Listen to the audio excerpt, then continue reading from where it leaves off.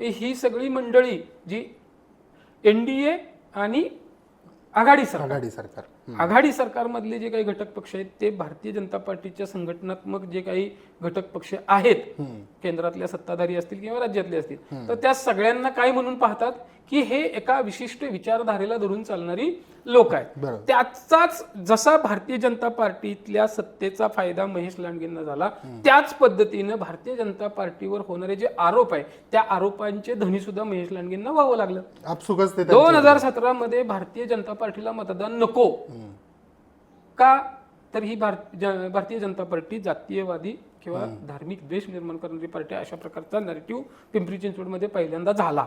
अच्छा का झाला कारण पिंपरी चिंचवडमध्ये भारतीय जनता पार्टीचे आणि तत्कालीन जे सत्ताधारी राष्ट्रवादी किंवा काँग्रेस या आघाडीची मंडळी होती ती तुल्यबळ होती. मग जर समोरच्या व्यक्तीला जर पराभूत करायचा असेल तर त्यांच्या ज्या काही कमकुवत बाजू आहेत त्याचा प्रचार मोठ्या प्रमाणावर करण्यात आला.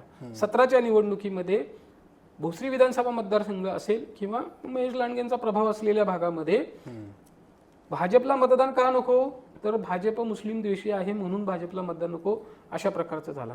तिथं पहिली ठिणगी पडली.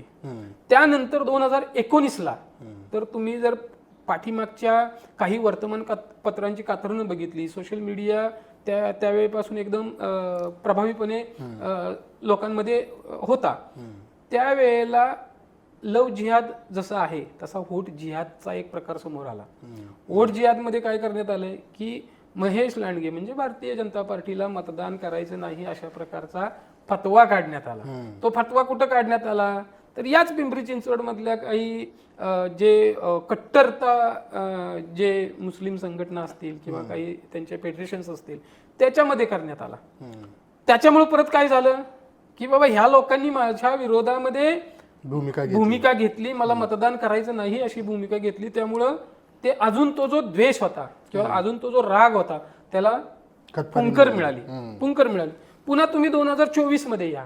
2024 मध्ये इतक्या मोठ्या प्रमाणावर तोपर्यंत महेश लांडगेंनी तो जगातला सर्वात उंच छत्रपती संभाजी महाराजांचा पुतळा उभा करायला म्हणजे पूर्णत्वास आणायला सुरुवात केली होती आणि त्यावेळेला त्यांनी प्रखर हिंदुत्ववादी भूमिका मांडायला पण सुरुवात केली होती.